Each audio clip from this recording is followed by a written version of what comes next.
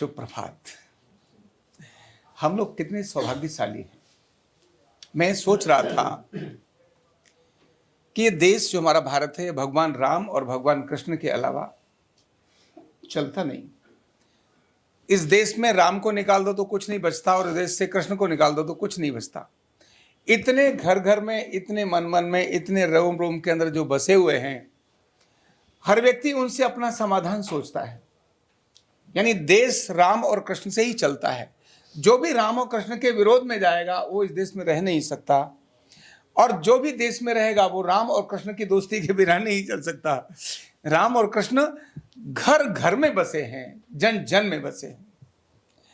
और फिर मैं दूसरा सोच रहा था कि कितने हम सौभाग्यशाली हैं कि वही राम और वही कृष्ण जो कॉमन मैन की शरीर और मन के आरोग्य की चिंता करते थे, और जिस विज्ञान को वो अपनाते थे वो अर्धनारीश्वर और नाभि का विज्ञान ही था। और क्यों वह इतना अपनाते थे? क्योंकि अगर मैं आयुर्वेद को देखूं तो उसमें भी कोई ना कोई औषधि चाहिए। अन्य किसी भी चिकित्सा को अगर मैं देखूं तो उसमें कोई ना कोई उपकरण या कोई ना कोई औषधि चाहिए। शल्य चिकित्सा करनी है तो उसके अंदर भी कोई ना कोई औजार चाहिए। भगवान राम और कृष्ण कितने सरल थे, तभी तो लोगों के बीच में पहुंच गए। अगर वो कठिन होते, हार्ड होते, तो लोगों के बीच में जा ही नहीं सकते थे। घोर तप और तपस्या के बाद अगर वो मिलते तो लोग नहीं कर पाते। इतना घोर तप और तपस्या कौन कर सकता है?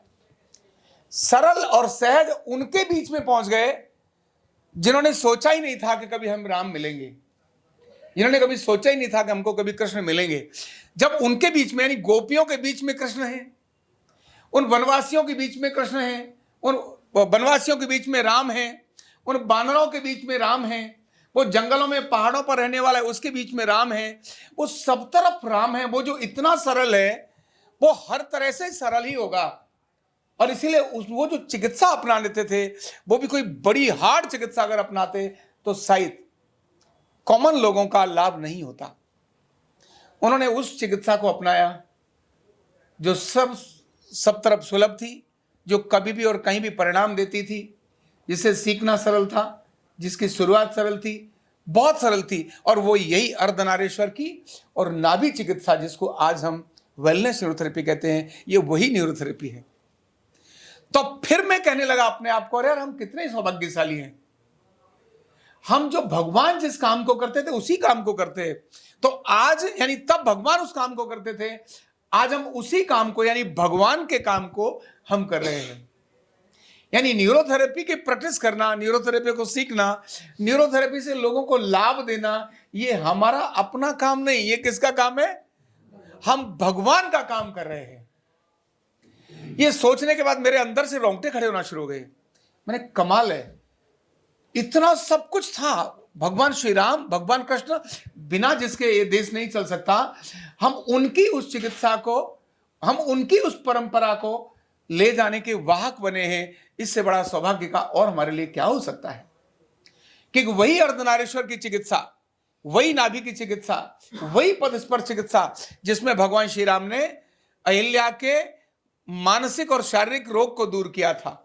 वो जो डिप्रेशन में आ गई थी वो स्टैच्यू हो गई थी। शरीर के अंदर रक्त संचार रुक गया था, शरीर के अंदर सारी हड्डियों को और मांस की मूवमेंट रुक गई थी, उसके सारे फेस के एक्सप्रेशंस रुक गए थे, उसकी हर कंडीशन एकदम शिथिल हो गई थी। आज अनेक सारे लोगों को हम देखते हैं, मनोकायिक रोग जितने हैं, जिसमें sugar, blood pressure, asthma, arthritis, ये सभी मनोकायिक रोग हैं। मन से आने वाले, शरीर पर पड़ने वाले रोग हैं।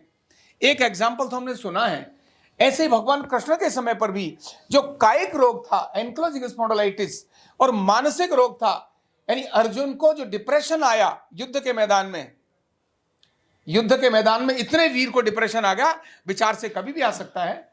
उस डिप्रेशन को एक पल में उन्होंने समाप्त कर दिया। और न्यूरोथेरेपी के इस सारे चमत्कारों को हम देखते ही हैं।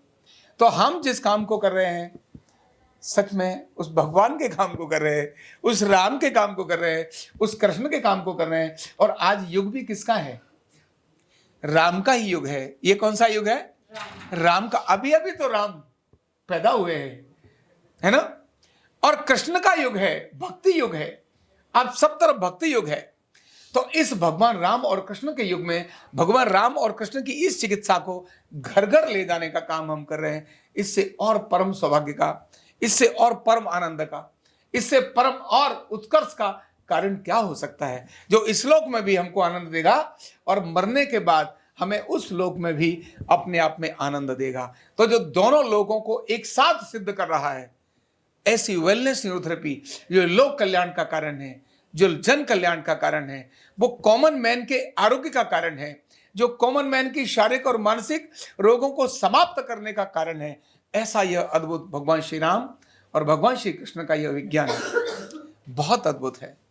लेकिन इसी के साथ कल मैं आपको बताऊंगा कि यह इतना जो दिव्य है, इतना जो अच्छा है, यह केवल सोचने मात्र से नहीं होगा। यह किससे होगा? करने मात्र से होगा। सोचकर बैठने से तो कुछ होता नहीं। सोचना, तय करना और फिर करना। लेकिन अपनी प्रेरणा बहुत स्ट्रांग है। क्यों? जिसको कहते हैं क्यों करना, वाई, मैं इस काम को क्यों करूं? क्योंकि राम का काम है। अगर मंदिर में भी तो जाकर राम को ही जपना है ना, एकांत में बैठ करके भी तो राम को ही जपना है ना, उसी कृष्ण को तो जपना है ना, तो मुझे उसको जपने से फायदा क्या? जब मुझे काम राम का ऐसे ही करने के लिए है, तो वह भी तो राम का ही काम है, यह भी तो राम का ही काम है, यह भी तो कृष्ण का ही काम है। तो मुझे बैठने की आवश्यकता क्या है? फिर तो करने की आवश्यकता है। आंखों से करने की आवश्यकता है, हाथों से करने की आवश्यकता है, जवान से करने की आवश्यकता है, पूरे शरीर से करने की आवश्यकता है। इसलिए हम बहुत सौभाग्यशाली हैं कि उस भगवान श्री राम के और भगवान श्री कृष्ण के काम के अंदर लगे हैं। अपने इसको इस सौभाग्य के साथ स्मरण करें और पूरे जोश और जज्बे के साथ इस न्यूरोथेरेपी के काम के लिए, इस भगवान के काम के लिए लग जाएं। बहुत बहुत धन्यवाद।